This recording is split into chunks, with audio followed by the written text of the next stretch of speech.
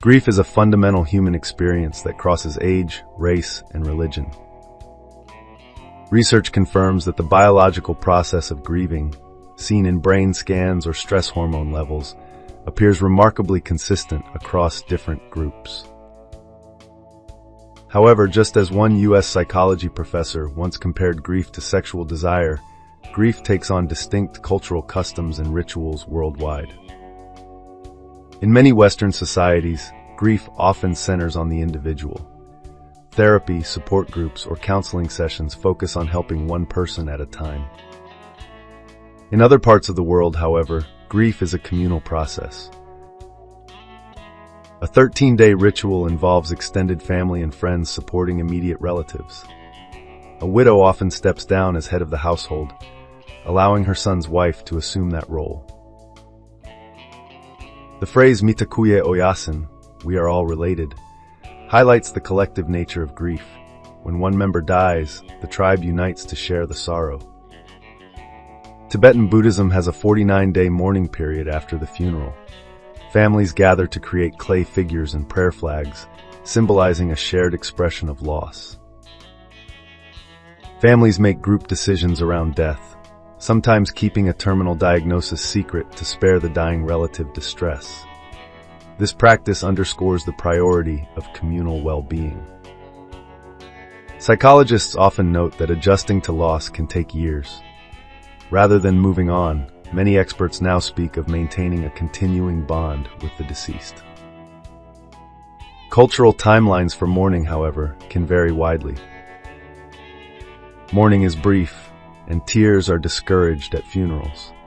Balinese believe that tears on the body can harm the deceased's place in the afterlife. Excessive weeping is thought to attract malevolent spirits.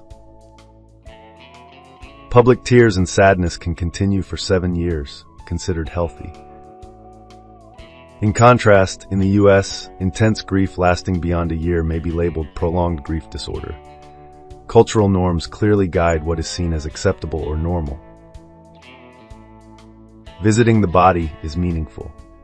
How communities handle the deceased's body reflects their views on life and death, influencing their mourning practices and rituals.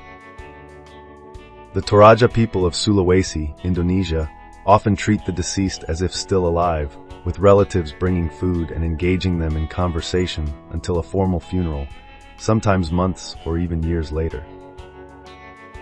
In the historic UK, especially the Yorkshire coast, up until the mid-20th century, village women would wash and lay out the body at home. This practice allowed friends to visit, pay their respects, and share memories of the deceased. In modern Italy, a refrigerated coffin is delivered to the family home, allowing loved ones to gather, place flowers, and begin the collective grieving process in a familiar setting. Signs from above refer to spiritual or symbolic signs from the deceased, varying from playful superstitions to deeply held beliefs across different cultures, serving as messages or guidance from those who have passed. In the United Kingdom, some people interpret the appearance of a white feather as a spiritual message from heaven, while others dismiss such occurrences as mere fanciful superstitions without meaning. In sub-Saharan Africa, many communities believe that the deceased persist as spirits among the living, sometimes referred to as the living dead. They may guide or communicate with the family through dreams or other signs. The Maori people of New Zealand perform the Tangihanga ritual, where the family and undertaker prepare the body, which lies in the family home.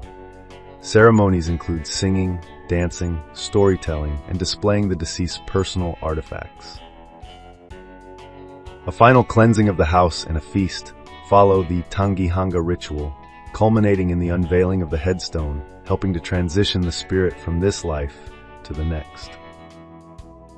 By exploring these diverse traditions, we see that grief is universally felt yet expressed in myriad ways. Our cultural heritage informs how we mourn, whether we do so collectively or individually, quietly or openly. Recognizing these variations enriches our empathy for others' experiences. There is no single right path to healing.